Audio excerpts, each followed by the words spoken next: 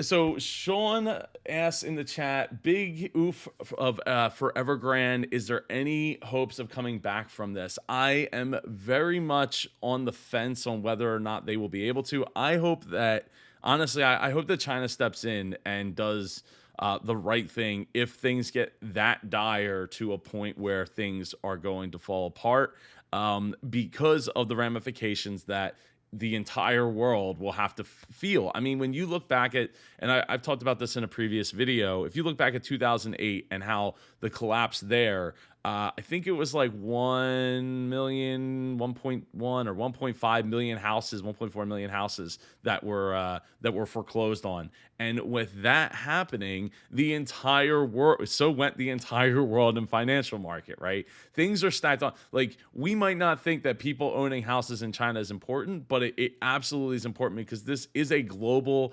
economy chess game that we are playing, and it affects everything because that's a third of their real estate market is tied up in this one company. Plus, they have other ventures that could also topple as well, having huge ramifications across the planet for you have people say like that don't get their houses, right? So they now their investments are flushed down the toilet effectively, right? So now they're struggling for money. They any companies that are tied up in deals with Evergrande, those deals will start to fall through. And everything just will have it just could have a huge chain reaction. So I don't want to see that happen. Is there a path to fixing it?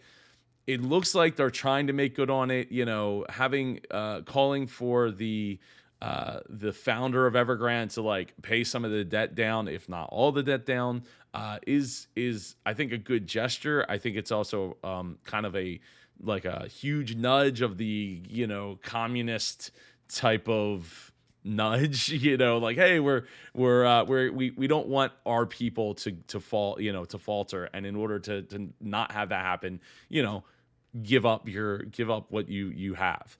And that's a huge departure from how we handled it here in America in 2008 and 2009, right? Other countries in Europe, I think Greenland specifically, or maybe it was Iceland. I always get those two mixed up, as the rest of the world does.